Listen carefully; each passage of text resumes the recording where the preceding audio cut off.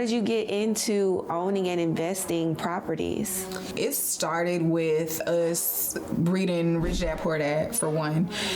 The book by Robert Kiyosaki, because it helps you to start thinking differently about your work and not just thinking of yourself as someone who works. You know, every time you put up an hour's worth of effort, you get an hour's worth of pay. Thinking of yourself as someone who can become an owner. You own 140 doors, or how many do you own? So we own 216. Not 200. That's how I don't look. I don't like saying it because people do react like that. So I don't correct people. I'm like, yeah, okay. But since you asked. Welcome to the Affluent Sisterhood podcast. On this podcast, we'll be interviewing entrepreneurs and exploring their journeys to being a boss. So as we know, success leaves clues. Success leaves clues? Yeah, I'm assuming that the people that are watching this are business owners, or maybe they want to be a business owner, and they can learn from us. They can learn from the people that we actually interview, all of the clues that we're going to be dropping on our podcast. That's awesome. I'm super excited. Yeah, me too. Hey y'all, welcome back to the Affluent Sisterhood podcast. Today we have a very special guest with us. So today we have our friend Tatiana Davis. We're so excited. Hey girl, hey Tati. Hey. Welcome to the Affluent Sisterhood podcast. Thank you for having me. I'm excited. Thank you. We're so happy to have you. For those of y'all who don't know, Tatiana and I, we go way back from, I don't even know, like our mentor, Ashley Jones, King Ashley Ann on Instagram, actually connected us with her husband Ed, and they are both into real estate, and this is how we connected. It was like over a Zoom meeting call, and I was like, oh my goodness, they seem so cool. I met Ed first, and I'm like, he seems so cool, and he does something that I've always wanted to do, which is become an investor. And then to know that he was also from Houston, and then I met his wife later, and it's just like, oh my goodness, they're so cool, and down to earth. And to me, this podcast, like having you on this podcast, first and foremost, being a woman, a Black woman, and a wife is so very important to me. And I just really wanted to make sure that, we can get you on here so that other people could understand your role and the importance of being a mom, being a CEO, being, a wife, a business owner, all these things, and just all of how it all comes together. Okay. So welcome. Thank you. Thank you for having me. I really am excited. Thank you. We're excited too.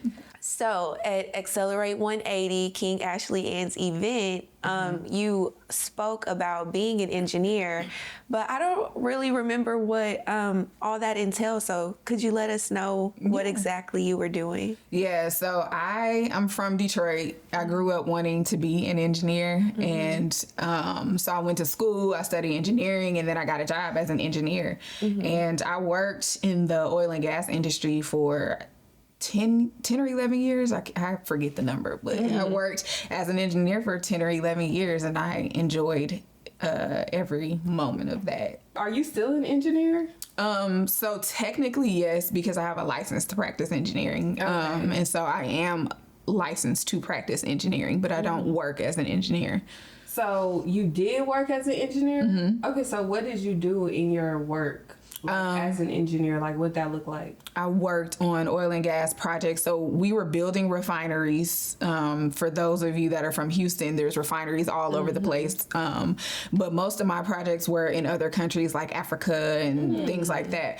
And so what we're doing is almost like when you see construction for a house in our neighborhoods and things like that, we're going into a refinery and building it so that when we get the oil out of the ground, we can process it and turn it into gasoline or makeup products or whatever else they need to be used for. Wow, I didn't even know that. I know. It's used for all kinds of stuff that we don't think about, pharmaceuticals, things like that. So, Wow. So what made you like not want to be an engineer anymore? Like, what was that? What happened? So engineering, when you're in the oil and gas industry, is very what we call cyclical. So when everyone is geeked because gas prices are low, that likely means that it's some engineer that's about to get laid off. Dang, and so a lot of people, especially people in my family, are like, oh, you're an engineer, you made it, you know, you're going to be set for life. And so every 2 to 3 years, you find yourself either navigating a layoff and missing one,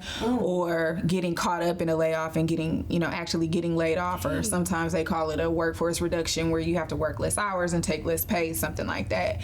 And to be honest, I just got kind of tired of that because I wanted something that felt more secure and, stable. And I was like, all right, we got to figure something else out. So I left engineering and then went into consulting. And that's when Ed and I moved to Washington, D.C. And I did that for a couple of years until we decided, hey, my talents are best used at home for our own family business. Yeah. And that's what I've been doing ever since. Love that. Okay. And I like the dynamic of, the husband and wife. Like, and I feel like on social media, they be trying to downplay, that dynamic because they haven't experienced it, to have like a partner that allows you to explore your freedom in, whatever, and also the freedom of coming together to like grow something productive as a unit, that lives beyond you. I feel like we are not taught that for real, like we don't see that. It's very rare that we've seen it. Like even for us in the episodes that we talked about, like our dad wasn't present. Like we have 2 different dads. Neither of our dads were present. Like we saw our grandfather and our grandmother, but our grandfathers and grandmothers, but not in that. Like we didn't see them working together to. Well, I guess Mom and Papa we did. Our mom's parents definitely built their own empire for sure. Yeah. They left us with property and lots of land. Yeah, so that was really cool. That was really cool, and something that I think was a seed that was planted in all of our lives. All of the grandkids, and I don't even know, it's not thousands of grandkids. Okay, grandparents. Hey, maybe they didn't have much to do, back in the day. They were busy, okay? They literally had plenty of time. Not for real. But it is a lot of us, and everyone has gone down different paths. But I do feel, especially for us, that was a seed that was planted and not in a direct way. I would say my question to you, and Dahl, I'm sorry if you had a question. Go ahead. Honey. Oh, okay. My question to you is like, did you come from a background that was like entrepreneurial, or did Ed come from a background like that? Like, where did this come from? Because you like I don't know. Like, was there something that was like, ooh, I need to go to college and be an engineer. Like, this is the thing. 100%. So I grew up, my mom was a single mom. My parents divorced when I was young, like before kindergarten age. And so my dad was I see you every other weekend kind of thing. That was their agreement. And so we did it. My dad was not present, but I didn't have the influence of him in my life, right? Like you do when your dad is actually in your home or something like that. It was just like, okay, we kick it on the weekends, and he worked nights, so then we also didn't have that much time. Yeah. My family was very much, everyone was a 9-to-5 employee. I think my godmother was an entrepreneur, but I never knew anything about the work she did. It was just my family talked about the fact that her dad owned gas stations, and that was it. So that was the closest I had ever been to entrepreneurship. Ed's family, my husband's family, on the other hand, they're all entrepreneurs. And so he has that spirit in him because that's all he saw every day growing up. He literally went to work every day in his family's businesses. And so my introduction to that was, we were together in college, And so I wanted to be with my man on the weekend, so he was going to work for his grandpa, so I'm going to work for your grandpa. We both at work. We both at work. So I was like, you stocking shelves? I'm stocking shelves. Were you getting paid for it? You know what? His granddad did pay me. And I used to, at first, I used to decline because I'm like, oh, I'm just here with my man. Like, I'm enjoying myself. This is the payment, you know? Right. But he was like, nah, you do work. Because I have a solid work ethic where I'm not just going to sit there and watch everybody else work. Right. So I was working too. And he was like, you did just as much work as everybody else, so I'm going to pay you. And my husband told me, like, nah, you're going to have to take that money because he's going to be upset if you don't. So I was like, all right, I'm going to take it. But yeah, he paid me and I appreciated that. And I appreciated the fact that I was there learning. I didn't feel like I was working. I felt like I was getting something. Yeah. But to answer your question, no, I did not come from a family like that. And it's still not that easy for me because my training is so rooted in like 9-to-5 work. Yeah. Whereas entrepreneurship has all of these ups and downs that you have to navigate. There's so much more of your creativity that you put in it, so your emotions get more tied to it. Whereas when I'm at work as an engineer, it's like, look, I did what was technically correct. Right. You follow an SOP. Yes. It's already plans in place. Exactly. Yeah. And then I'm doing calculations, so literally 1 + 1 = 2. There is no possibility for it to be 4 or 7 or 1. Like it's 2. It's safe. It's safe. It's predictable. And then with entrepreneurship, it's like there are so many dynamics to navigate. So I still have to work in that, working on myself, you know, kind of still becoming an entrepreneur, even though I've been doing it for the last, 6-7 years. Wow. So you did engineering for 10-11 years, and now you and your husband are a power duo.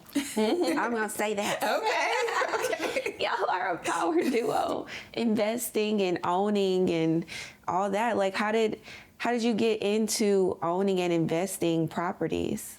So it started with us reading Rich Dad Poor Dad, for one, the book by Robert Kiyosaki, because it helps you to start thinking differently about your work and not just thinking of yourself as someone who works, you know, every time you put up an hour's worth of effort, you get an hour's worth of pay. Thinking of yourself as someone who could become an owner or an investor so that you don't have to trade every hour for $1, right? That's where it started.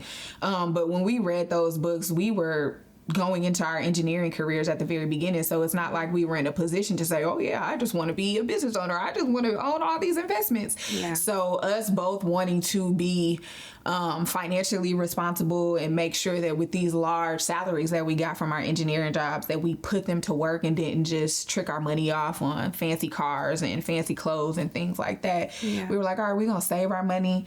And then once you get so much money saved, you're like, all right, well, we need to do something with this money. It doesn't just need to stack up in our bank account, and we're not about to go drop, you know, $20,000, $30,000, $40,000 at the Galleria. That would just be ridiculous. So we started looking into real estate. And first we were like, can we afford to buy a property? Because, you know, $30,000 saved is cool, but that's not like what houses cost. Right. So then we had to research, how do we do that, and figure out that whole space. And then we realized, well, you don't need the whole $30,000. You don't need to purchase the entire home in cash, and then you also don't need a full $30,000 to buy one property. So we started learning, and then we found a realtor, and then we found a property, and then we just kind of figured everything out in the beginning through trial and error. And we read books along the way that helped us. So we read books that helped us figure out, okay, well, we want to buy a multifamily because we can get multiple incomes from that as opposed to just one single family home. And then, like I said, we just kept doing it. We realized, okay, well, we could find another property. Here's how we could do it better. Here's how, instead of it taking months and months for us to find a tenant, here's how we could do it more efficiently next time. Instead of us getting off work and coming and painting and cleaning up the property, we could pay somebody to do that while we're still at work. Because both of us, well, my husband isn't very afraid of ever losing a job, but I would be like, like, these people are calling me while I'm at work, and I'm trying to hurry up and answer the call, so I don't have time to wait on the elevator. So I'm running down the stairs because I don't want my boss to hear me on the phone trying to navigate this tenant situation. So Yes, on the job, because I'm like, I already didn't excuse myself from meeting 3 times. He's like, you ain't got to go to the bathroom that bad, you know? Oh my God. So it was a lot, and I was very afraid of, like, I don't want to, I'm an overachiever, so I'm like, I don't want my boss to think less than me, kind of thing. Wow. And so we learned through those experiences that this isn't going to work in this way. We can't keep doing it like that. And that's where we were like, all right, well, we need to find some people who can. Yeah. And so that, I hope I answered your question, but that's kind of how we started the process. It's just with one property, and then we realized, okay, well, we still keep making this money, and we still have extra money, and we just kept finding other properties and other people to work with and things like that. So what was like the span of time? Because you said you were engineering for 10 years. So, okay, I would say at what point in your engineering journey did you start real estate investing? So I think we started the process sooner than we actually bought a property. So we found properties, And that's like start to finish, like researching to actually getting your first property, and I would even say beyond that, like that first property working out to getting your second property. Like what was that span of time? Were you still an engineer the whole time? Full-time engineers, because our thoughts were not that we were trying to buy real estate to retire from our jobs anytime in the near future. It was, hey, we're buying this. So the same way that we were investing in our 401k retirement plans was the same idea we had for investing in real estate. And so we I would say maybe the 3rd year in engineering, we said, okay, well, we're going to start the process of looking for properties. And early on, we would find properties and then figure out like, oh, I don't think we want to do that, or put in an offer and then our offer got rejected. So it's not like, oh, day one, we found a property and we moved in. It took several months. And then we also, I said that we bought our first property. It was a multifamily, but before that, we were looking at single family homes because that's all we were seeing with the original realtors that we had. So we had to go through a lot of transitions. You have a strategy and then you're like, no, that strategy isn't going to work. We work with this realtor and we're like, no, she doesn't want to go where we can afford, because she wants to be out here in Memorial, and, you know, like we got River Oaks money and we don't. So we went through all of these changes, and I would say it took about a year to get the first property found and the kinks worked out. And then we bought our next one, I want to say maybe a few months later. It was within the same year that we got the next one. Wow. So once we found a realtor that we really vibed with, and she knew, okay, this is y'all's budget, this is the type of property that you're looking for, okay, now it works. And then we got along well because she was just like us. And it just was easier after that. But that started within our 3rd year, and then we continued on throughout the time of working. Wow. Like you guys really were on your boss stuff even while you had jobs. Yeah, I mean, it didn't feel like that because it was a grind, right? But yes, that is true. We were doing it at the same time. Wow. And maybe it felt like that for my husband because, like I said, he's the entrepreneur. For me, it was just like, all right, well, this is what we got to do. Okay, cool. We got to review these documents. Okay, cool. It was just one checklist thing after another for me. So was it like one of those things where it's like, okay, how you say you were you were an engineer and you followed the processes, the plan, you know? Was it like whose bright idea was it to say, let's maybe think about this, but even beyond that, now let's do this, like let's read this, like whose idea was it to start that? So my husband is a project manager at work. He was also an engineering major too, but his actual work was project management. Mine was engineering. So he was the one, and he worked in oil and gas too. He was the one that was like, okay, in order for us to build this plan, we need to have all of these steps in place and they need to be in order. We need to have this budget. It needs to be done by this day at this time. My job was, once all of that was already worked out, we did the work. I took the action. And so in our relationship, we've realized that he's the one that sees all of the steps and can organize them. I'm the one that's more action oriented. And so once he tells me, okay, this is what we need to do, all right, cool. I can make sure I do that. But coming up with what we need to plan for, 5 years down the road and all of that is not my strong suit.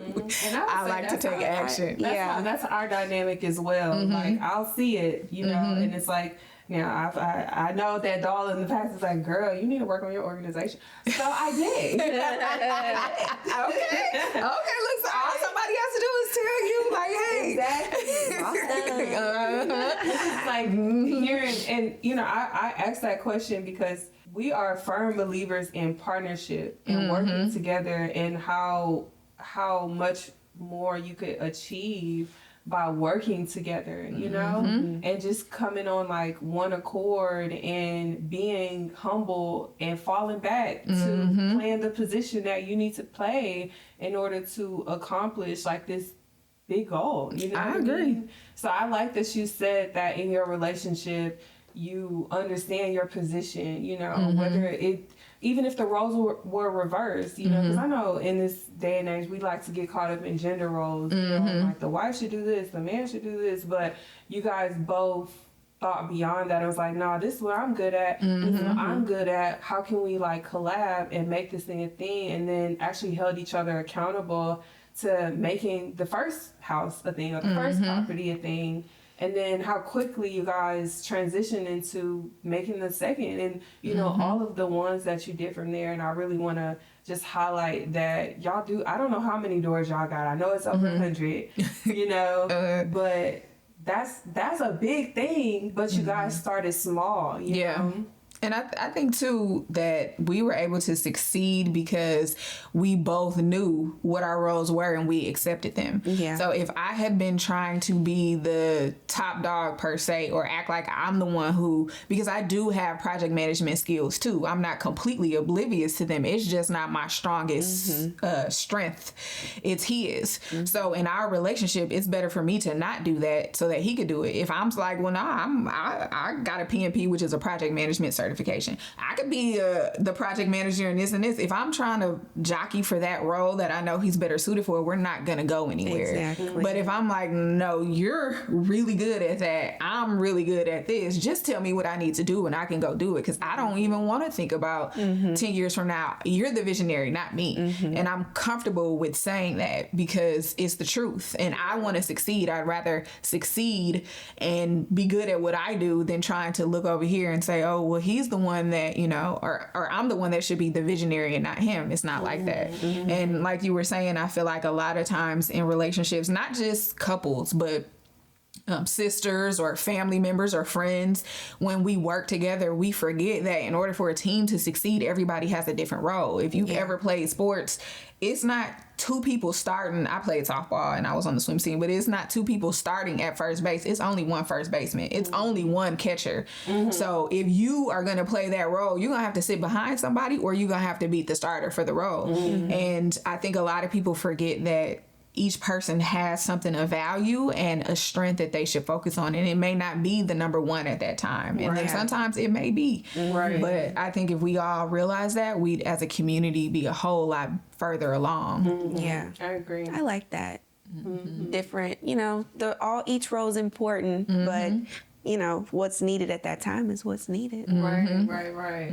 All right. So you own 140 doors, right? Or how many do you own? So we own 216. Not 200. Where's my wig? That's how I don't look. I don't like saying it because people do react like that. So I don't correct people. I'm like, yeah, okay. But since you asked, You said 240. No, 260. 260. 216. Oh. If you want to be, look, I am very technical and precise. So my husband would be like, oh, it's just we own over 215. But I'm like, okay, well, 216. Count the one. Right. God, done blew us back. That is so amazing. Yeah. Thank you. My God. Thank How you. is that? Like, what goes into owning all 216 doors and having tenants? What goes into that? I would say a lot of things. So number one, I think when I think about the things that go into it on the daily, right, it's trying to make sure that we're being, how can I say this, good stewards with what we've been given, because we're not just we're not just cutting grass, for example. Like, there's real people's lives that are at stake. It's not something that's insignificant. So we're always trying to make sure that we're doing our best. And I think I do a really good job of thinking through the emotional aspects of people and what people could be going through, which is great, but that's not the most business savvy thing. So my husband is like, well, you know, we can't afford to give everybody a gift. Like, that's not, I'm looking at this budget. We not gifting people stuff. Like, that's not how this is going to work. So I would say that there's a lot of trying to make sure that we're always doing the right thing for the business itself and for the people. And then I would say, because we have our processes in place, that it's not as hard as you would think. Like, there are some things we have to reconsider all the time, like making sure that, should we still own this asset? Do we need to sell this asset? Is it performing well? Do we need to replace the AC? It's like all of these different things come up. Or sometimes the property managers will call us and tell us about some story that we're like, oh, I wouldn't have imagined that somebody would have done that, like flood the bathroom or just things like that. But it's really not that hard when you sit back and think about it. Now, sometimes when emergencies pop up, it feels like, oh my God, I was on my way to think about this and now I got to think about this. But I would say it's quite easy. I know that sounds crazy to say, but I think it's easier than it appears when you look at the numbers. And how many years, like, have you guys been at that? 13 years, I think. 13 or 14. Wow. Yeah, I just said wow. Say it again. Wow. But it's not, you know, for us, it's not like we had this aggressive goal. It's just that when opportunities presented themselves, we were in a position to take advantage of them. And so I feel like there's some luck, you know, required. And then there's also just being able to discern whether or not this is a good opportunity or it's not. And these are people that we want to work with or we don't. So. Okay, so you said 13 years. That is such a short period of time. Like, in the grand scheme of people are putting in I don't even know what is the retirement age? Like, I don't even know how long people are working. 67, I think now. So they're working for 67 years, is that what you're saying? No, people retire at the age of 67. So if you started like, I mean, some people, if you modeling, one of my little nephews is modeling he's an infant. So you work for about 40 years of your life. If you start at, 18-ish. Yeah. I'm sorry. Something about that just does not mesh with my bones. Like, I just can't. And to know that you guys have, accomplished 216 doors in 13 years, and I'm not trying to get into your pockets, but that's a lot more money than most people are making, like, period. Their whole lifetime, and they're working 40 plus years. I just feel like that's an amazing obviously it's an amazing accomplishment, and I just feel like you and Ed, y'all are so humble. Oh, thank you. Y'all are so humble. And I have a question about that, because what? Oh my God, this girl. She laughing. Because, like, when we started making money in the last episode, my mom, was trying to play me a little bit. Okay. She's like, when you start making money, your head started getting bigger. And I mean, it's true. Like, I do have to acknowledge that, because a part of it for me was just like, we were so bummed out growing up. Like, we went through the struggle so bad, and we were clown. I feel like nobody never clowned me personally. You clown my family, so you clowning me. Like, you know what I'm saying? And so it's like, okay, we got it now. All y'all that said, what's good now? Like, we here now, So that was something that I had to, like, work on. God had to work with me on, just like, girl, relax. Like, it's cool, it's calm, So is that something that you or Ed, you would say, like, y'all experienced that whole pride? Because ever since I've met y'all just been so humble, like, down to earth, just super. And I would just always imagine, like, people in y'all's position just to be like, oh, don't touch me, like, peasants, us. Y'all never give that. So look, I'll say this. I'm from Detroit, and I think Detroit people, I'm going to toot our own horns, but I feel like Detroit people are some of the most down-to-earth people in general that you are ever going to meet. And I think it's because the city is very blue-collar worker. Like, the automotive factories are there, so most people work at the factories. And so, yeah, we call it stunting in Detroit. I'm trying to think of like the Houston version, but okay. So we like to stunt in Detroit, but it's not because not because I think I'm better than you, but because I'm happy with myself. You know, there's a difference to me. So when you like, oh, don't touch me like this, to me, that's more of a personal, insecurity or a developmental problem. It's not the same as having pride for what you have and you want everybody to see it. Now, I don't want you to mess up my stuff now because it's new to me. But, and so I think that I have humble beginnings in that way. And I didn't grow up having a lot of money. So, and in Detroit, how you look is very important. People might be broke, but you're going to have to look fly. You're going to have to have some name brand shoes on. You're going to have to be having something in school. And so I'm like, shoot, I was working at 12 so I could have money to afford some clothes. Seriously. Working where? My mom got me. This sounds bad. This sounds bad, honestly, what I'm about to say. Because when I was telling this to my husband, he was like, what now? So my mom used to be asking people, we would go random places and she'd be like, oh, my daughter needs a job. Now, mind you, I'm like 12, right? And so very mature, but still. And so this guy said, well, I have a African antique store. She could work there. Now, this man is a stranger, and thank God he was an amazing man. Wow. Okay, amazing guy. I think I owe a lot of my development to my experience with him, because at first I'm thinking I'm just gonna clean stuff because I'm a kid and I have limited experience. And so he's like, no, you're gonna write checks, back when checks were a thing. So I had to write checks. I had to pay the vendors. I'm like, I don't know how to write a check. I can't write this. And he's like, you know how to write, don't you? I'm gonna show you what to write. So I was paying vendors. I was paying employees. I was answering phones. I was doing things Not that payroll were and customer service. But I feel like it empowered me because I was just like, oh, okay, like I'm doing this. It's not like I can't do it anymore. I'm doing it. It is crazy, especially now. But I think back in the day, 12-year-olds were more like 14, 15-year-olds. 12. HR. Now, we only had like 3 employees, but still, I was. You was doing it. You were the manager. And I remember I had to save my little coins to buy my mom a Mother's Day gift from there. I put it on layaway, and she still has it to this day. I bought her some chairs. She still has them. Wow. Not the chair. I love that. I do too. But yeah, I feel like my humility came from those kinds of things. And I would say that a lot of people in my family, the women, can be a little bit perceived to be bougie, but my grandma would get down and work, right? And so I think I learned a lot of that. And I just like to see the goodness in people as opposed to just thinking I'm better than them. Right.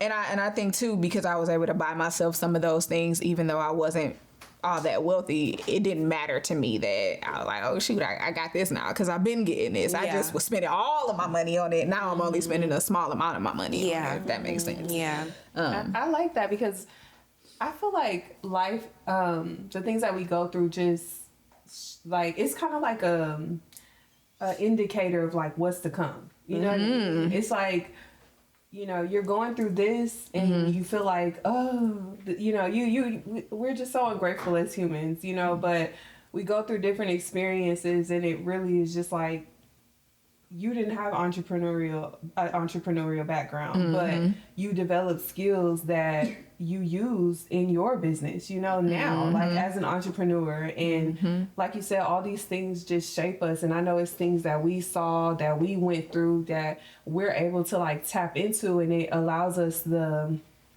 wherewithal, to feel comfortable, feel confident, feel capable of doing these hard things, you know what I mean? And it's like God is just like, here, I'm with you every part, every part I'm with you. Like I'm trying to give you small nuggets, of like what's to come. I feel like that same thing is what I've been thinking about a lot lately. Because when I reflect on my life or I'm journaling or something like that, I'm like, wow, who would have thought that one particular experience would have set me up for this or that? Or I used to wonder why people saw certain things in me, like that guy who was like, oh no, you gonna write these checks and you're gonna do this. Well, what made you do that? You didn't even know me like that, you know?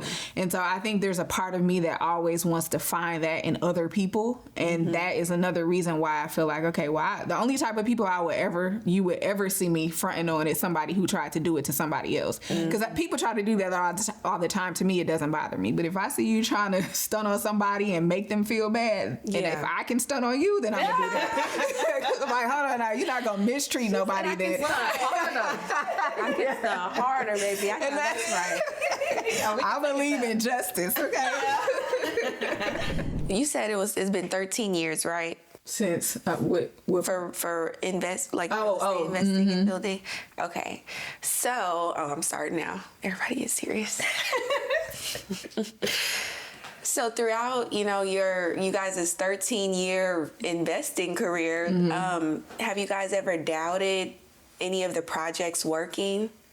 For sure. Like I am the more nervous person. Like I'm optimistic, but when we're waiting on someone to approve us or something like that, like for a loan or for a seller to approve our offer, like I get nervous and then I start internalizing like, did we do this? Did we say this? Like, are they gonna reject us? Yeah. And my husband is like, girl, no, we're good. Like, and we already know we got it. Yeah, and even if we don't, he doesn't get like frustrated or wrath or whatever way you want to call it. He doesn't get like that. He's like, if they do reject us, then that's fine, and if they accept us, that's fine too. Like either way, we're gonna be fine. Whereas I'm like, well, I don't know. And so things happen. We don't get every deal we want to get, right? And for various reasons, but a lot of times we find out why, and if we don't, either way we just move on, right? So yeah, and that's a good way to look at it as well. Like everything is not gonna work out the way that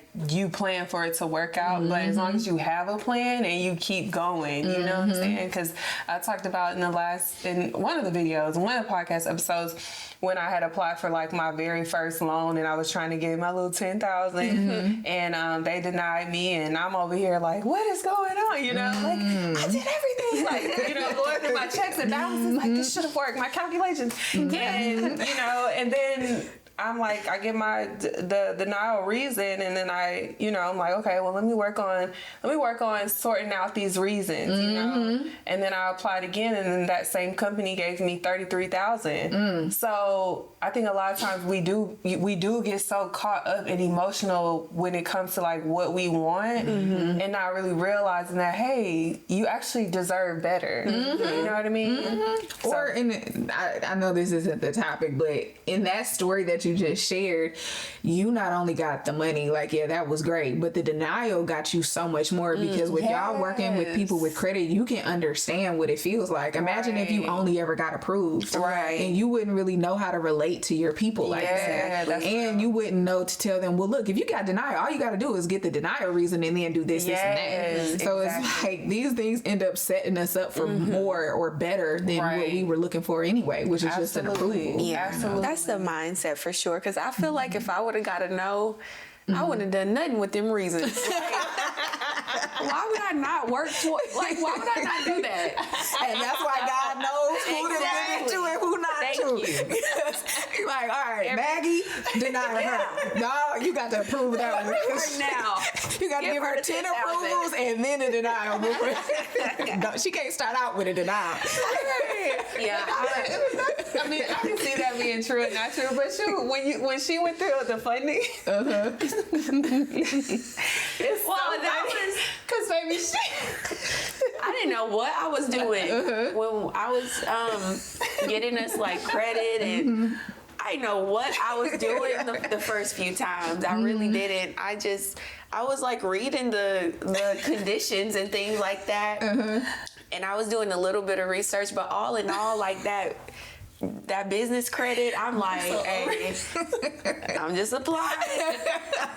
And we tracking who I applied to, the amount, all that good stuff. Either approved or not, but like the first few lines of credit we got, I didn't know what I did. I didn't know what I did, but we got approved. So I said, well, let me keep doing this. But then, you know, gradually I definitely started learning because I'm like, I gotta really figure this out. I really need to figure this out. But she, like she said, she had processes in place. I don't even know if she realized she had processes in place. But she had, you know, we have processes in place that essentially set us up to understand so that we can get clarity and get approved, you know? And, you know, that's just my tip for anybody that's watching. Baby, get clarity on why you was denied. I agree. Don't just cry about it. Like, I agree. Get clarity. I agree. I just don't let them emotions stop you, because if you do, you're going to stay stuck. But get that clarity, like you said. Absolutely. Okay, so let's talk about marriage, money, and your mission. Okay. I'm curious to know what sacrifices you made in all of this, because I think that, especially when you go on social media, you see the people living this lavish lifestyle or whatever. And for me, I had to sacrifice relationships with people. I had to sacrifice like relationships with my kids. Like I had to sacrifice a lot, you know, like yes, it was prosperity in it, you know, and it worked out. I had to sacrifice my time. Like I couldn't do everything that everyone was doing. I couldn't go everywhere, you know. So what sacrifices do you feel that impacted you or you had to make, and then also the sacrifices that you guys had to make as like a husband and wife?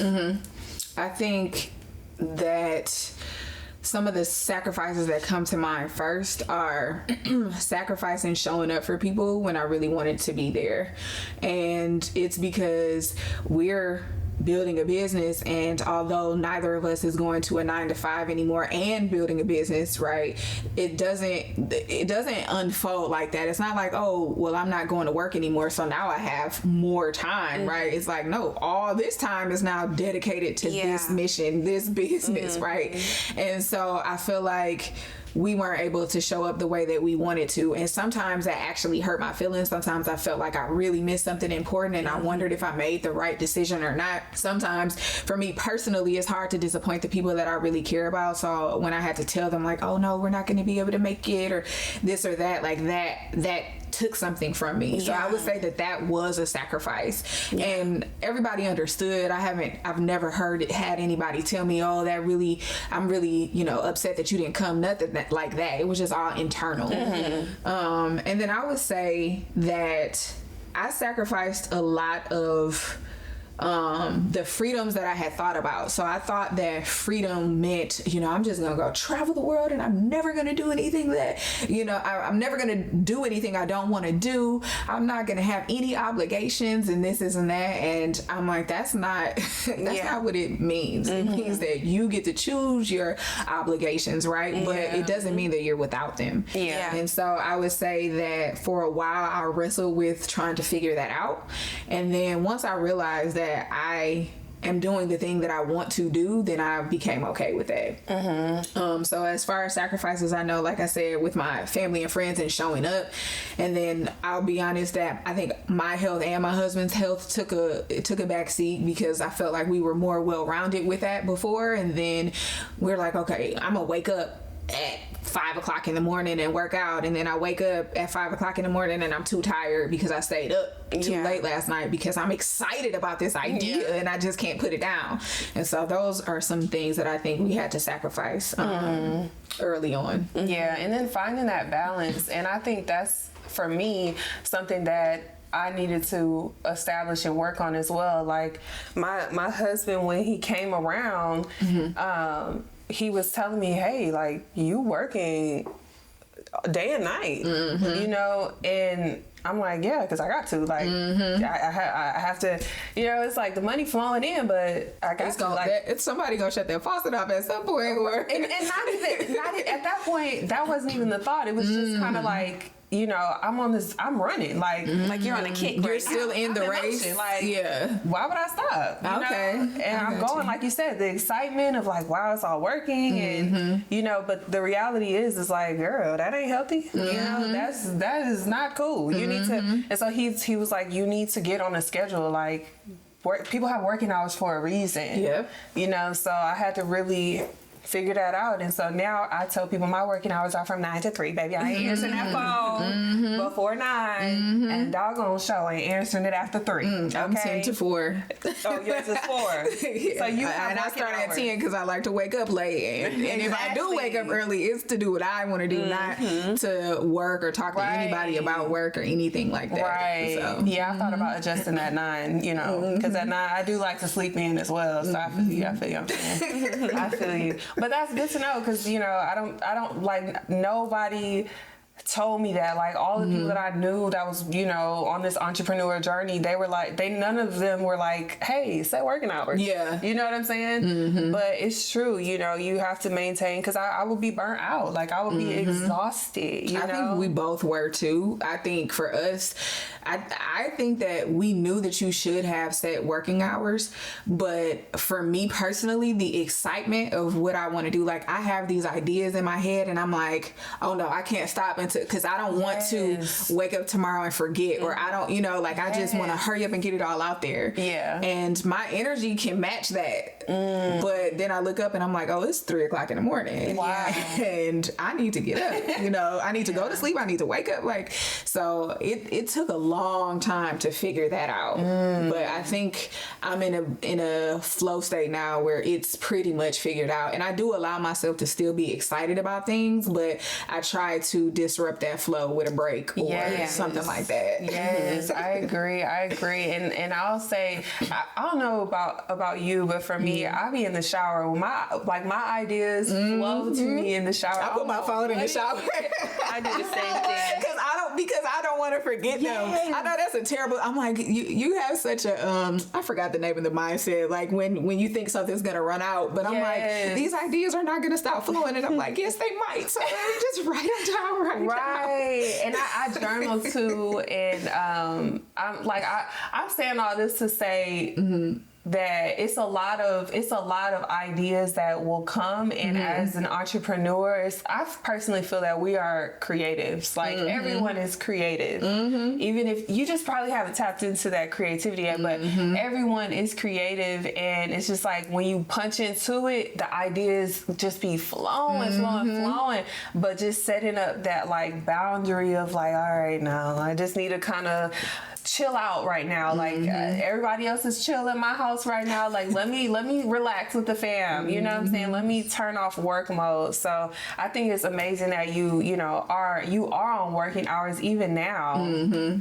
So what mindset shift did you have to have in order to go from engineer to real estate investor?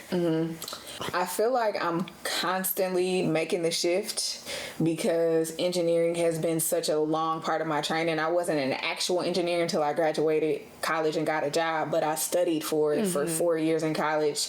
And then I also was doing it in middle school and high school too. So as an engineer, you're focused on precision and accuracy. So everything that you do has to be right, and right is already predetermined. It's not like, you know, spiritually where you get to decide intuitively if something is right. No, this right is right here on the paper. And so I constantly have to turn my mind off to that because entrepreneurship, especially in something like real estate, is not as precise. And you have to be able to navigate very quickly when things change. And so I think making sure that I focus more on the personability, because real estate is all about relationships, and thinking more with that brain than my 5 + 5 = 10 brain that always has to be right and accurate. So, But you guys still do, are you still kind of putting your engineer work to use now? I would say, Like in the real estate realm, like are you using any of those skills? I would say yes, for sure. And one of the things when we talk to contractors, they, especially when it's both of us, they feel like they get in double team sometimes. And I try to dial it down because it's like as an engineer, we're also pretty much investigators and we have all of these questions. And when we go places, it's hard to turn that part of it off, especially when, number one, I may be trying to learn something that I don't know because I don't know everything about how these properties work and when something goes wrong or something like that. And the types of questions I ask, sometimes people are not they don't feel like answering them or maybe feel overwhelmed by the number of questions that I'm asking. But I feel like I do use it. I think one of the most beautiful things to me about being an engineer is that I feel like there's a solution to every problem. So regardless of if it's, a property manager calls and says a tenant did this, right? Okay, well, we can figure this out. All we need to do is that. And I think I get a lot of that from being an engineer. There's nothing that I can't figure out. I love that. I love that. So I have a question about, the whole working together as, a couple and being married and all that stuff. So my husband and I tried it. He got fired. I got fired a couple times. So how do you guys manage that? Like, do y'all have boundaries in place for like certain things? Y'all have safe words or like you doing too much today? Like, you know what I'm saying? How do y'all, like, what do y'all have in place? So I think we've never established actual safe words, but I think we know each other enough to know when the other person has had enough. But I think that us working together has been the most transformative thing that has ever happened in our lives because, when you're both working outside of the home, or even if one person is working outside of the home, you spend a good 9-10 hours when you think about commuting and all of that. You spend a good 10 hours away from each other. And then when you come back together, it's normally to chill, right? And you may have to occasionally talk about paying bills or something, but it's light. It's one thing where that 10 hours that you normally would spend away from home is together all the time. And so number one, we know what our strengths are and our weaknesses are. Like, I know my husband, if he's the type of person that once he gets tired, he needs rest to reboot himself. I'm like, I'll keep going. I don't need rest. So there's been plenty of times where we had a deadline and I'm like, you go to sleep and I'll finish this, right? And then when it's 2 or 3 o'clock in the morning, I'll go to sleep because I'm more of a I need to get it done type of person and forget sleep, right? But I think that we communicate well and he's the one who pushes that a lot because I'm more like, we can talk about it later. I'm trying to get this done. And he's like, no, we gonna talk about this now because our relationship is more important than this task that we're doing. And so it's hard sometimes because we're both passionate. We both are very I guess fixed in our ideas, so we'll argue. Like, if people were to see us interacting, they might be surprised that we're married, but we're just very much both. We bring gorilla energy to things. So we'll both fight it out with each other, but it's all in love. It's in service to the mission. It's not us personally attacking each other. And then sometimes when I do feel personal about it, I'm like, hey, that hurt my feelings. Like, I know that we talking about work. You're not even talking about me, but I don't like the way that you said that, or something like that. So we've been figuring it out, and I think we've done a good job at navigating our personalities, but also how we can coexist all the time together. I like that, and I feel you because even Dahl and I, one thing that I learned from my husband now is that respect is important. I didn't realize, I didn't know what respect was before him, and so communication is also really important with everyone that you love, everyone that you want to have a relationship. It's important to lead with those two things, and like I've mentioned in previous episodes with Dahl and I, having a fallout, that's something, and anyone I've ever fallen out with is something that I'm like, oh my God, like, but at the end of the day, like, I love you. Like, like, you know what I mean? And at the end of the day, like, regardless of what's been done, I always want to be respectful. Maybe what I did was not respectful, and I have to take accountability for that. And so I think that's an important piece to add for anybody that's watching. Like, whatever the relationship dynamic is, it's important to lead with respect and communication, you know, and also being real about it. Because you know how it is for women. We could be like, nah, it's cool. The whole time you planning to take this boy out. Like, you know what I mean? Like, plotting. But just having the space in your relationship to be honest about, hey, that hurt my feelings. Hold up. You know, like, because when you said that, my brain went here. You know, like, what did you actually mean when you said, I need you to fix that? Yeah. You know, just being honest. And Dahl and I had to have some real conversations many times. And early on, we would be like walking on eggshells because we're not having these conversations. Yeah. You know?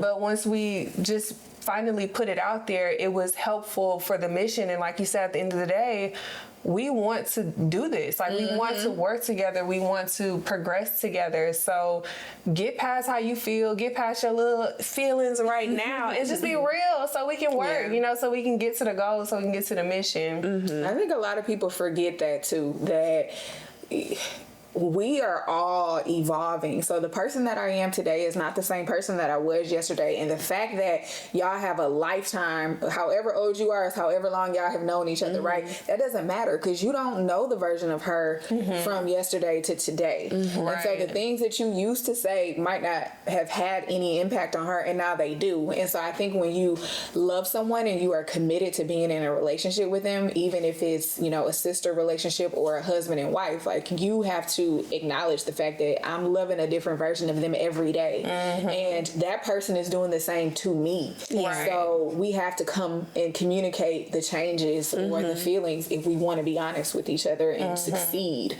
And I think that that's something that, you know, it's a constant learning thing. It's not something that I've mastered, right? It's just something that I feel committed to figuring out, because I want to be married and I want us to work together. And hopefully one day we could find other family members that we could work together with too, right? So I'm ready to clap. Give it up. Give it up. Okay, so I'm curious about, like, when you officially transitioned from being an engineer to being like a real estate investor full time, and how many properties did you have, if you can remember, from when you like made that switch?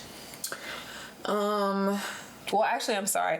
What made you switch, like, from being an engineer to saying, okay, I'm ready to now be a full-time real estate investor and I can quit my job? Like, how many properties did you have?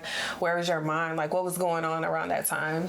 So for us, I would say we had a real estate, or have a real estate investing company, right, that Ed and I don't spend a large amount of hours working in, because we have a team that we work with. So we do a lot of reviewing our numbers every month, talking to our property managers to make sure that everything is going right, or putting out fires if they have things that they need us to help them with.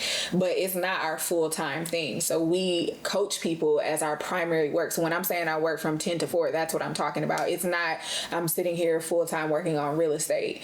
And when I left work, it was to work on our coaching business, not for the real estate, because that was what we were doing when we were working full-time. And to be honest, for me, it doesn't take up enough of my time or my creativity in order to keep me fulfilled. If that was all that we had going, then I would still have been at work. Because I do like working. I do like feeling like I'm of value and that I'm contributing in ways. And if, you know, my time in our company goes down, then I will likely be going to work again, doing something else that I enjoy. It's probably, you know, not going to be engineering per se. I'm not going to take anything off the table, but I just want to be fulfilled. And the way that I feel fulfilled is when I'm doing something. I feel that. So that's Me too. Okay. I feel the same way. I think that's why so many people think that, oh, I'm going to retire. And then they do. Even my coworkers from engineering will retire, be gone for a year, and come right back. Because I think that when you have nothing anything to do, a lot of times you feel purposeless. Yeah. Even if it's volunteering, it doesn't mean you have to work and earn an income, but I feel like we're created to do things. Yeah. And so I feel like that's why I always have to do something. Be of service in some way. So at what point, I guess, how many properties did you have when you stopped being an engineer? Do you remember? I would say around the 140s mark. I really have to think about that. I'm sorry. But it was around that. I don't think we had acquired our final properties when I left. Yeah, I'm going to say around 140. I really have to look at the... So break that down, like 100 or 216 doors. Like, what does that look like? You know, put that into perspective for me, for someone who don't have that, you know? Yeah. So first I want to be clear that when we talk about doors, we say that because you can buy a multifamily home and it's just one physical building and it looks just like a house, like a single family house that one person lives in. But when we are counting our incomes and there's multiple units in a multifamily, then we count them as doors because that represents incomes. And so we have bought single families, duplexes, and quads, and we also have purchased apartment complexes before that have larger doors in them. So when you're in an apartment building, each unit is a door. And so we got into apartment complexes later. That requires a lot more money. So we teach people how to invest in multifamily properties, but we have also invested in apartment complexes because you get to learn things like economies of scale. You're dealing with a lot more people. You have more professional help, if that makes sense. So the property managers are more skilled and there's a bigger team, and it's not like, oh, you have to manage 10 properties across Houston. It's like, no, you're managing 100 doors in this one building, and sometimes people live on site and do that all full time. So that's what it looks like. We decided that we wanted to use our own money and invest in properties ourselves in the beginning, and so working as an engineer really helped with that because we were making a lot of money. And my husband and I lived off of one person's income. I made slightly less than him, and so we lived on my income, and then we could invest his income the entire amount. Wow. And so when we talked a little earlier about sacrifices, some of the things we sacrificed that didn't necessarily feel like it was buying fancy things too. Like, you know, there were plenty of times when and don't get me wrong, I do have designer things, but there were some things that I was like, ooh, I really would buy that. And I'm like, nah, but if we were to purchase this property, like, we'll be set for life versus me having this one handbag that I may not even like in 5 years. So we made those kinds of conscious decisions that I don't really think are sacrifices, but they kind of are. Yeah. So, you know, people don't really know, like, they're just, our people at least are, well, you've been on our show before, on our like Instagram live and stuff like that. But for anybody that's new to you, they don't know that you don't be on social media. Like, you don't post on social media like that, you know? But you posted, you know, something that was very close to your heart and like personal about like your experience with like child loss, like pregnancy loss and things like that. And I thought that was like, wow, you know what I mean? Because I'm just like, I personally have not experienced that, you know? And so I am ignorant to that life, you know, and to that experience. But knowing that you don't post on social media like that, and then you posted that, I was really inspired because, you know, I'm like, wow, like your breakdown, like how you put that video together and how you painted this picture for me to like get an inside look on that experience was really touching, you know, and it just made me realize like, wow, I am super ignorant on the topic, and I know I'm not the only one that's ignorant on that topic.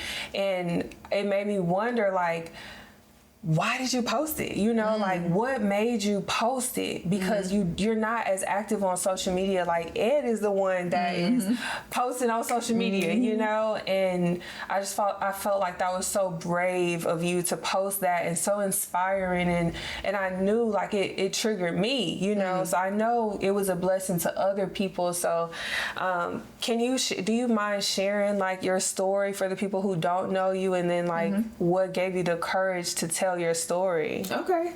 So, last year, I gotta think harder about the dates, but last year, my husband and I were pregnant, and well, I was pregnant. I hate when people say we were pregnant, but I was pregnant. We were expecting a child, and to be honest, just like you said, I was completely ignorant to miscarriage too. Now I've heard of miscarriage before. It's not like it was a foreign concept, but I just didn't consider it, and because I hadn't had any children, I don't have children and didn't have any prior to that, it's not like I needed to know about it. And so we were getting ready to go on a trip and visit a friend, and I felt some discomfort. So it felt like cramps, and so I called my midwife, and she was like, well, this is what it could be, and she mentioned miscarriage, and I'm like, no, it's not that. Like in my brain, I'm like, nah, because I Googled what a miscarriage looks like, and I'm like, oh no, that's not it. Like it must be something else. And turns out it was a miscarriage. I'm forgetting like how we knew for a fact it was, but she came over, she told me everything that was going to happen to me, and everything that she said did. It was a very painful, like physically painful experience, and I think because I do write, whether it be in my journal or just write stories that I don't necessarily share, I wanted to write about that, and I ended up being not on bed rest, but like not working for several months after that, because it was a very traumatic miscarriage. It wasn't like a simple one, but I was just writing, and when I wrote this, so I wrote multiple versions, but when I wrote this, I was literally crying with every line, and that's how I knew, like, oh, this is deep. Like, this is really, really good,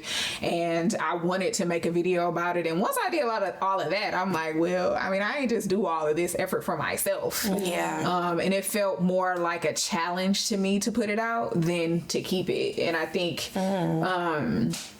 doing so was just about releasing all of the desire to be vulnerable or private, and just allowing myself to be free of that burden, because it wasn't. I've gotten so much more help and just love from sharing that than I would have if I just would have not pretended like it didn't happen, because all my family and friends knew, but if I just would have kept it amongst us. Instead, I've gotten people who are cousins that they didn't know, right? That are like, oh my gosh, I can't believe you shared that. It helped me so much. Or you'd be surprised how many people in my family have said, oh, we went through the same thing, both male and female family members. So I'm grateful that I did, even though I was hesitant at first. I feel that, because I've gone through a few miscarriages, and I definitely would like to keep that between me, you know, and my household. I don't know, just with really anything, I feel like certain situations or certain feelings and emotions, I just keep to myself. It's uncomfortable. Like, I don't even like crying in front of people, but not for like any weakness or like people thinking I'm weak. Like, I just literally keep my emotions and my feelings to myself, and that might be a problem, but I don't know. But I definitely resonate with you. My last miscarriage, I had to deliver, so that one definitely was traumatic, but I don't even think I was out. I didn't know that. Yeah. I don't know what happened. My water broke. I was like 14 weeks. We were around the same. And my water broke in the middle of the night. And I actually had my baby at home in the bathroom. Yes. And it was like 2 or 3 in the morning or something. That literally is like exactly the timeline and everything. That is exactly what happened to us. Yeah. Wow. It was a very traumatic thing, as I'm sure it was for you too. And I felt shocked because, I mean, I was prepared. I don't know if you felt like you were prepared, but I was prepared because we got the, I guess, early signal that this was what was happening. And then I had I forgot an ultrasound. The technician came to my house and she confirmed, like, oh yeah, this is a miscarriage. So we knew for a fact, even though the process of miscarrying, because it's like, you don't miscarry until you miscarry, even if they know that there is no living child in you anymore. It's not officially a miscarriage until the baby's out. And so it was a pretty traumatic experience, and it was just like her. It's like 1 or 2 o'clock in the morning, I get awakened, and I'm thinking cramps, but my miscarriage and doctor were like, no, that was labor. You were delivering a baby, but it wasn't a baby like you. How long in between, like, from when it was confirmed you were having a miscarriage until you actually were done? Or it was the same day. So let's say that I got the ultrasound at like 2 o'clock in the afternoon. Like, it started at like 2 o'clock in the morning. And I was told that no one knows when it can start. If you want to go to the hospital and you feel more comfortable, you can. And I was like, no. My mentality was really just, I was emotional. I cried once that ultrasound came and confirmed. I just cried because I think I was still holding out hope. I'm like, no, that's not what's happening to me.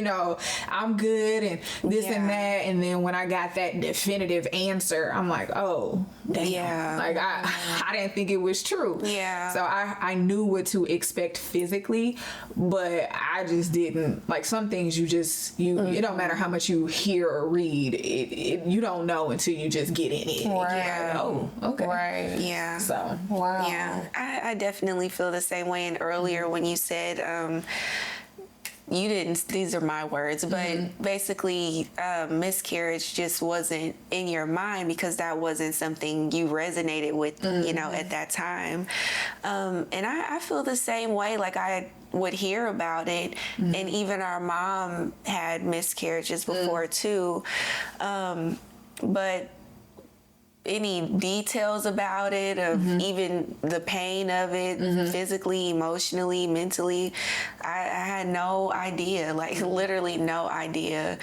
But I will say now, with anything that I go through, I try and see what the lesson is in it. And I just try to see what is not positive about it, but just learn something from it. Like anything I go through, it's like, okay, well, now I'm wiser about whatever, moving forward. Now maybe I'm gonna do something different, if this ever arises again with any other situation. With miscarriages, that's different. Typically, like with me, I had no idea, I was going to be having any miscarriages that I've had. And I feel like I'd feel worse knowing, like, getting the confirmation.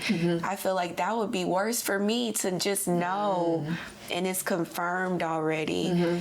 So you didn't know? No, I didn't know. I mean, they confirmed for Tati that, maybe the baby didn't have a heartbeat or something.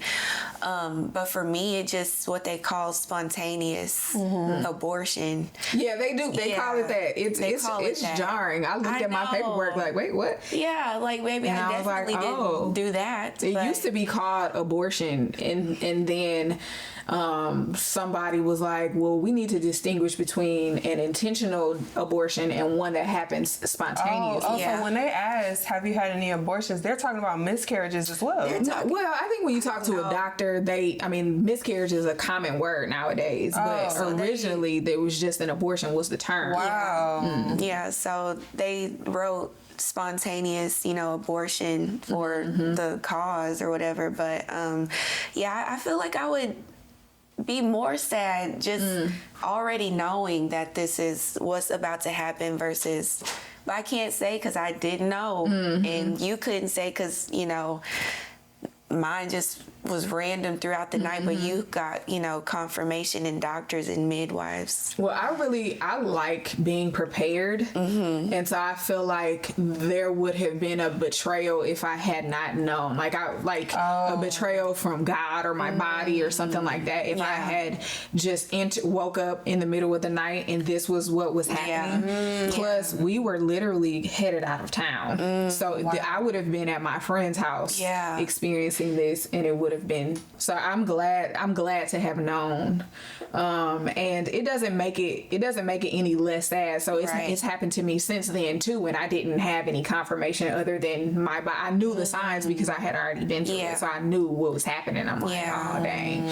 But it's still sad either way. It's just a matter of like, I'm glad that I knew because I can mentally prepare myself. And even though I prepared for the worst and the worst was way worse, so I was like, at least I knew. So I'm curious, like, did you guys ever blame yourself during, because you know the stages of grief. So like, did y'all blame yourself or anyone, you know, and did you lash out? Like, what did that look like? I think that both of us thought that so like the doctors and everybody, even the ultrasound tech, they tell you. I remember she gave me a hug and was like, this is not your fault. And when she did, I just fell apart. I hadn't even had enough time to think about anything because she had just given me the news, right? And I just stood up. And so when she did that, I just broke down crying. And so as much as people have told me this is not your fault, there's nothing that you could have done differently. It's not like, I mean, I had been through all the tests that said that everything was good, right? I had literally just come back from a checkup 4 or 5 days prior. So there was no sign where they had a heartbeat. So we're like, well, this didn't happen, 4 or 5 days ago because we confirmed everything was good. And so I asked the doctor, me being an engineer, it's like, wait a minute, like things happen for a reason and we can figure out what that reason is. And he's like, no, that's not how this thing works. Like miscarriage happens all the time, and you don't have a way. But despite that logical knowledge that it's not my fault, internally I was thinking like, dang, I knew I should have. I missed a couple of days of prenatal pills, or I knew I should have drank more green smoothies, or I knew, all of these different things. And my husband had some of that too, where he was like, dang, I wonder if I would have been, healthier going into it, like if I had been working out like I wanted to, and this. And for me, I played that game a little bit, but I never took it too deep. Like I didn't get to a point where I was depressed because I could have saved my child. I never felt that deep. I just went through like, dang, I should have. And then the next time I got pregnant, I was trying to make sure like, I took my But my midwife told me, she was like, look, she's delivered, I want to say almost 1,000 babies. She's like, people addicted to drugs have healthy babies, and they're doing drugs while they're baby. People that eat McDonald's. There's plenty of women who never even know they're pregnant. The younger you are, the more likely you might not even know that you're pregnant until you get ready to deliver, and you ain't taking no proper, prenatal vitamins or any preparation. And so she's like, this isn't something that you can control by doing all these right things. So you have no reason to feel guilty. And so there is some of that, but it's also like, you trust me, any mom who wants to have a child, once you make that decision to have a child and carry that child, there's nothing you can do if you have a miscarriage, because you've already decided that you wanted it. There's nothing you can do to stop it, in my opinion. Or from what I've been told. Yeah. What about you? Did you blame yourself? Yes, and I did go on the deep end. I definitely did, because I'm already an emotional person. But this, in multiple miscarriages, baby, I said, I'm done. I'm through with it. So I definitely blame myself, especially having multiple. I'm like, all right, now it's definitely my fault. Like something going on. But I will say, during those moments of me, just reflecting back, I was always going through something in those moments. So I just feel like I don't know if it was stress or just not happening right now, or you know, whatever the case. I'm trying to over there wrecking my brain trying to figure out what the reason could be, you know.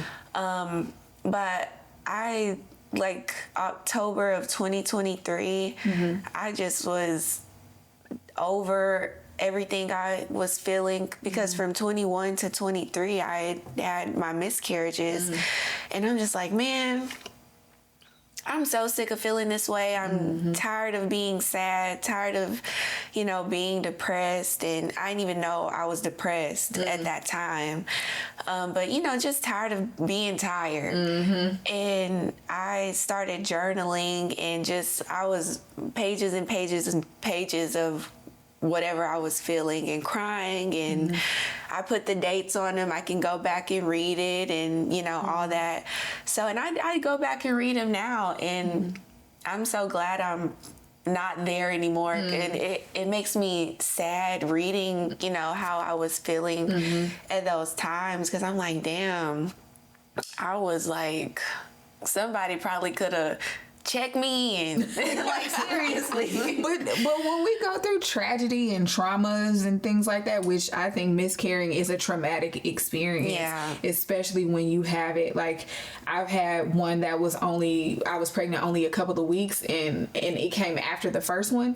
And so I was talking to one of my friends, and I was like, to be honest, it was nothing compared to the first one. Like, it wasn't even that bad emotionally or physically, because the first one was so bad that I was like, this was a breeze. And I know that sounds bad, but that's how I truly felt about it. But I think for me, what really helped me, I was reading a book while I was pregnant, and it was called Spirit Babies. And this is for people who are very spiritual and not necessarily deeply religious, because it may conflict with some of the things that the Bible teaches. But in the story, this woman had 6, I want to say, miscarriages and no child. It's not like she had children and then had 6. She just kept having miscarriage after miscarriage. And she was talking to this guy who speaks with spirits. And she was like, I just need to know, because am I meant to be a mother? Because it's unfair to be going through this 6 times. And I was like, yeah, that is unfair.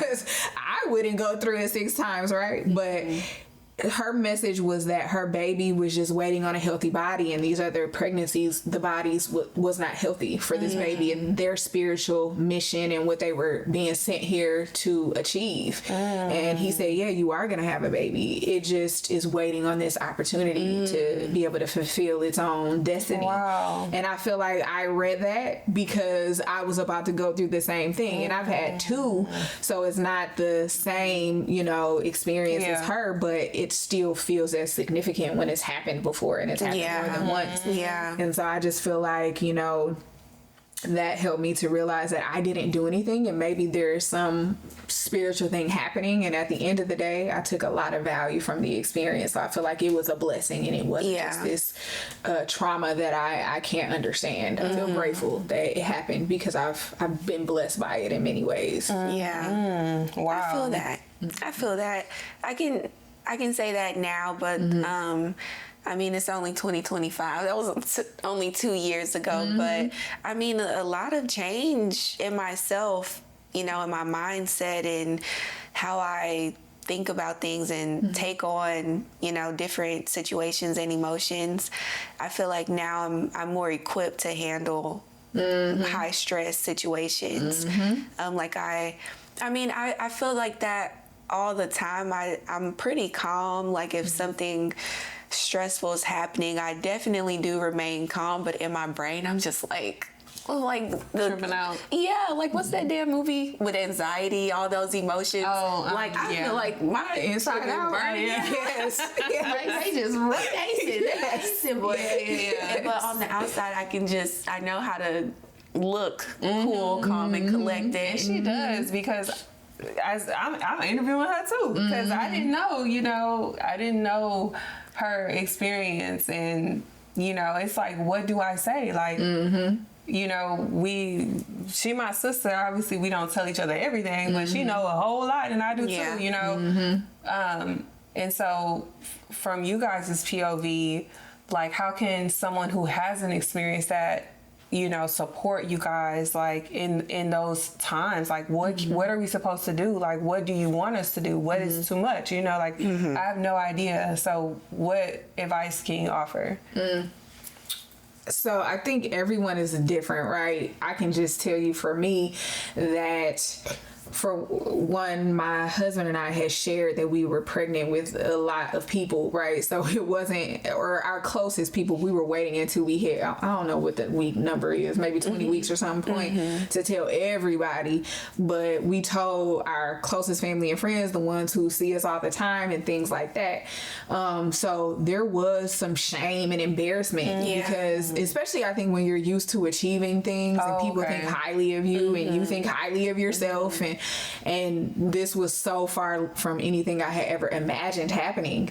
But so it was sad for us, but then to see the look of disappointment and hurt in our family member, like I wrote about those things in the miscarriage video, because that's literally how I felt. Like I was disappointed to have to tell them. And the main reason why we told people so quickly is because my mom was coming to dog sit, so she rang my doorbell. I had just my midwife left. My husband and I fell asleep on the couch. Probably weren't asleep for more than 30 minutes because we had just been so emotional for the last couple of hours.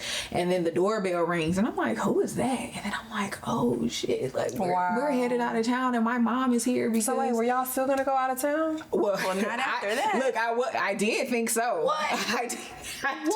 Baby, the Lulu, like The Lulu. I'm here looking at it. Did you approve this?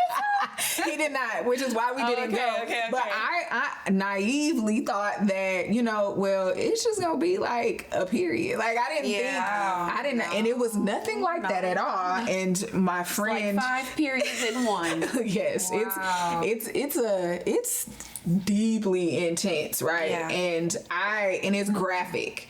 Like you don't even see stuff like this in the movies. I think the only people who see this are people who are medical providers or people who have been through it before. Wow. And so I feel like I thought, oh, we could just go.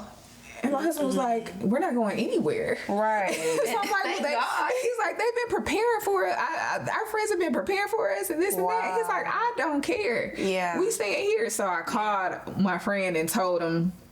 And he was like, yeah, I definitely think you should stay at home because he's experienced it. So many of we've come to know friends have experienced the same thing. And they're like, yeah, this isn't the kind of thing you want to be at somebody else's house for. Not if you have a choice, you know? So I was just grateful that it happened right then because we were literally about to go to the airport. Oh my God. So I'm like, could you imagine being stuck on a plane or something like that? Or, it was a lot. Like I couldn't even imagine being at someone's house because you already feel, less comfortable. But then it's like what was going on was not something that you want to be in someone else's space for. Yeah. Having that added layer of concern for them and, when you're trying to be focused on yourself and stuff like that. So it was for the best that I was at home. But my family, getting back to you asking how people can support, we told them immediately, and the support could just be showing up because many people showed up and didn't have anything to say. I wasn't really interested in talking anyway, right? Like I already had to tell you what happened, so every time I'm saying it, I'm crying. And I already don't like telling people about these things because I'm used to being the one that holds space for everybody else, not bringing problems to you. So now I'm bringing you a problem. And everyone was so excited. So now I have to disappoint you. But they just showed up and sat there. Talked. You get to a point where you can laugh. Like it's not all sad and just like a funeral or when someone dies, it's not all sad the entire time. But we would laugh. Somebody brought food, somebody else cleaned up after everybody brought the food, and it was just simple things. It wasn't like I needed it wasn't like I needed anything extra. The little things helped, like just making sure that they cleaned up the kitchen or bringing us something to eat because neither one of us were thinking about food at all. And I honestly didn't get hungry until like 1 o'clock in the morning. So I would go the whole day, hardly eat anything and then be starving. And I'm like, oh shoot, they done brought all this food. So, those little things just helped. Do you agree? Yeah, but not with, I don't know why I'm so weird. Like outside support looks different for me with showing up. Like I wouldn't have wanted them to show up and just, you know, sit there with me, because I like to just sit alone in my feelings and just deal with them that way. Or with my spouse at the time. Sorry. It's so extra. Sorry. I just like for us to deal with our things between us, especially such a vulnerable, you know, situation. I just felt like that was just for us, and it's already embarrassing enough that now I'm not having the baby how we thought. And now I have to, you know, tell you guys, and I think that was probably me shaming myself, or just feeling not guilty about guilty that I have to disappoint. So I didn't want to be around anybody. I wanted to just feel what I was feeling, and I probably, now that I'm saying it out loud, it's not good, but that's what I did, and that's what I still do. That's not good. I'm gonna change that. I think this depends on what is appropriate for you, because up until that, I hadn't really experienced any things that I needed other people's help for. Outside of maybe a one-off conversation or maybe a little motivation or something like that, but I did not want to, but I felt obligated to, because all these people know I'm pregnant. Like, tomorrow when they see me first, and they know we going out of town. So first off, why when my mom walks in, she's like, "Well, what are y'all still doing here?" And she's all bubbly and excited, and now I got to tell you this. But what am I gonna do? I could have lied and said, "Oh, we chose not to go," but I didn't. She would have saw you in pain. That's your mama. She knows. A few hours later. Exactly. So I'm like, hey, I kind of had to in that moment, but I'm so grateful that I did, because I realized that the people who like to give and like to be helpful and show up for other people don't realize how valuable it is to allow other people to do that for you. And I saw so many of them grateful to just be in a position to help. And they weren't having to do more than they were capable of doing. Some of them showed up. Some people didn't have money to buy food, but they just came and gave a hug or brought a laugh or a funny story or something, you know. And I felt like not only was I receiving, but I was also giving them an opportunity for me to need them, which is also a gift. And that's true, because Dahl is always the one to support and show up, like you said, and be, you know, help and just nurture. So yes, you know, you and I obviously do what you need to do what you want to do what makes sense, but you know, people want to help you. I mean, I know. We're not all out here just like taking. We want to help too. Well, see, if I'm doing anything for anyone, it's not to get anything in return. Like, I feel good when I help people. Like growing up, I literally would be like, God, I don't know what I'm going to do with my life. I just want to help people. And it's like, I didn't know what that looked like. That looks like helping anybody with anything, you know, big or small. So I don't look for anything in return, but because I'm enjoying myself. I'm enjoying helping someone. I don't know why the heck it's so hard for me to receive. I don't know. I feel like I build walls up, and to a certain extent, like just certain things are for me.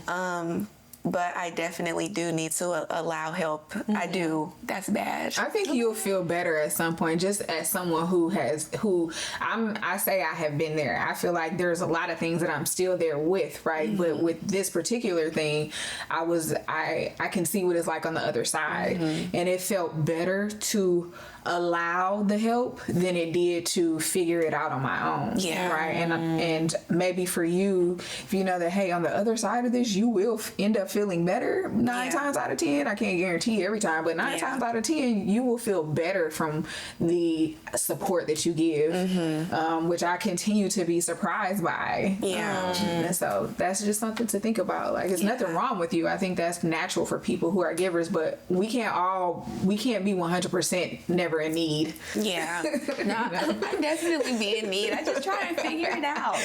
I just be trying to figure things out, you know, by myself. But you could go so much faster with help. You know, but it's like for me, like I really, with anything I need to figure out, I literally need to try first. Like that's just how I am. I want to try for myself first. And if the first 15 times didn't work, then I'm gonna ask. Then number 16, you ask for help. Okay. Well, look, at least you know your process. Right. I'll be trying. I try my best. Any way I can, I'll try. But if I just know I'm not, like, all right, let me get some backup. Okay. But yeah. I want to know about like how you were able to still show up in your business. Like, what was going on in your business during this time? You know, like, did things go south? Like, what's going on with your business? So during the first miscarriage, I felt like my work was basically zero. Like it wasn't completely zero because there were some days where I felt fine after the first couple of weeks, but for maybe, 10 to 12 weeks I wasn't hardly doing anything. And it was mostly because I still was going through the bleeding process. Like it wasn't a complete miscarriage is what they call it. It was an incomplete one. So it took a long time, and I was just dealing with my emotions, honestly. Like a lot of times, I mean, maybe, I don't know if this would be called depression or not, because I certainly didn't feel depressed, but I would just be trying to figure things out for myself. And I felt like the thing I looked to the most was going to therapy every other week or every week, something like that. But I wasn't excited about doing any work, and what I wanted to do was go outside and cut my grass because that gave me joy, but everybody was like, you can't do that, and blah blah blah. So I'm like, well, I'm just sitting here.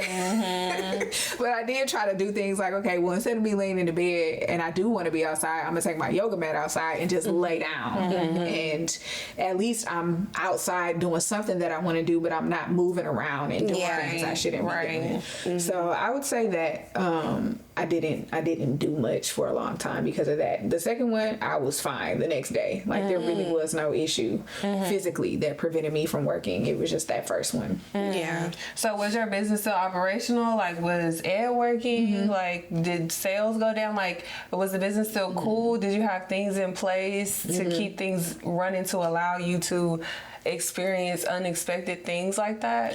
So not like that, like not to where you take several months off of it. We didn't have any processes in place for that, but Ed and I work together, and then we also have people that work with us, so it wasn't like, oh, nothing could be done. And there were still things that I did, like give my opinion on something or say, hey, this is how you do it. Or there were some things where Ed was like, well, how do you do this, or what do you do when you do this? And I'm like, let me just do it right quick, bring me my computer, you know. So it wasn't that I did zero, it was just that I'm not working from 10 to 4 like I told you earlier. I'm just if I gotta do it, I'd rather me do it than to have to sit here and try to teach you how to do it. So just bring me my computer right quick. And everything is from the computer anyway, so it's not like I had to physically go somewhere or build something with my hands. It was just But all in all, it still sounds like you guys, I mean, 216 doors, you allowed yourself the freedom and the flexibility to experience the highs and lows of life, and then business is still operational. When I think about having a miscarriage at this point in my life, I am so grateful, because I could not imagine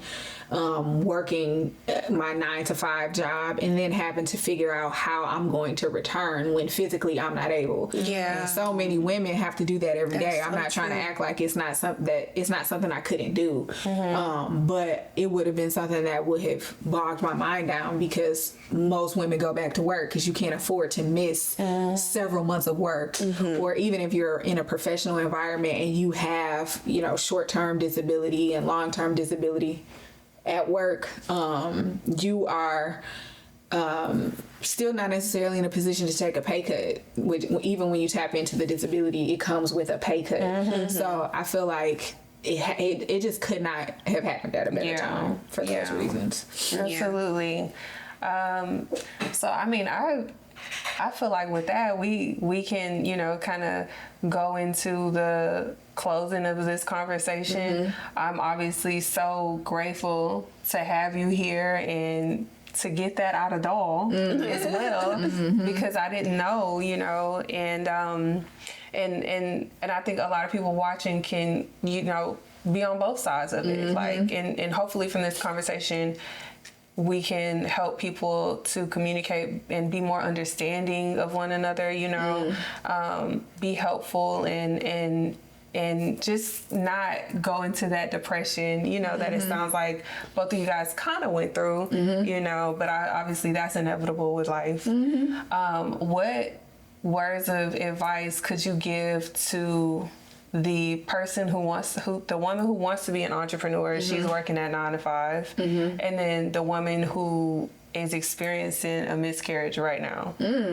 I would say what comes to mind is something that I actually heard recently. I went to a friend's, it was my husband's friend's event, and this pastor spoke, and he said, I'm hoping I don't mess it up, but he said something along the lines of, the storm didn't make Paul, it showed Paul what he was made of. And that, when he said that, I just boo-hoo cried, because I think that healing is a process that we tend to think has an expiration date, and it doesn't. And so I don't think that I'm fully healed from any trauma, especially not the loss of my unborn child, right? But I feel like that situation didn't make me, that storm didn't make me. It just proved that I'm built for survival, that I can succeed regardless of that, and I could turn that negative experience into something powerful, like us having a conversation about it right now. And so I would say that storms come in all aspects of life. Personally, you know, a miscarriage is just one. Relationships that, you know, you may fall out with one another is another. And then so many things happen in business that are beyond our control, or there are situations that we've encountered with our businesses that we're like, I don't even know what else to do. But every single one of those storms didn't make us, it just showed us what we're made of. Right. Yeah. And so I would say if you could take that away with you to everything that you do, and just remember, like, okay, I can survive this, right? I have what it takes. It doesn't matter if you're depressed or not. Like, those are just parts of life, but you can still succeed. I think if you take that with you, then you'll be happy with yourself, and you will succeed at some point. So Love that. Absolutely. I agree with that. Well, did you have anything else you wanted to add, either one of you guys? I would say that I really appreciate, I appreciate you both. I think that this is us being here and in this studio and just sitting out and having a conversation may seem like easy work to you, because you all both do it with such class and professionalism, but I hope that you never discount the value that you bring in bringing us together and sharing your own personal stories and allowing people to share theirs like me. So I would say that I appreciate you both. I'm grateful for what you do, and regardless of, you know, whether or not you feel like doing it or not, just know that people are taking value from every single thing that you do every day, and we're all grateful, and I'm just here to say it. Oh, thank you. We're grateful for y'all too. I know. And y'all don't see Ed on camera, but he over there. Okay, he over there. But no, I'm grateful for you as well. You already know that. Like, you already know. It's like y'all are just. And obviously everything that glitters isn't gold, but like, you guys are really an inspiration, and I'm so proud of you guys, and I'm praying for you guys always. Yeah. I feel the same. We definitely love y'all. Like, seriously, you guys have helped us a lot over the years with anything, and y'all are just always open to us and accepting of us and wanting to put us on all the time. And thank you for having this conversation. I was so nervous because I don't talk about it. Okay. So I thought I was gonna be crying. I'm glad. I thought I was gonna be crying too. I was like, what's tissue? Let me make sure it's in the vicinity. I brought tissue, but I forgot it in my purse. So I was like, yeah. And even in the crying, I don't have a problem with it, but I just thought like it would be more emotional for me. Yeah. And it's easier to talk about. It is. And y'all make it easy to talk to too. So it's definitely that's so good. I'm happy to hear that. Well, all right, you guys. This is another episode of the Affluent podcast where our guest, Tatiana Davis. Thank you guys so much for watching, and we'll see you guys on the next episode. Bye. Bye.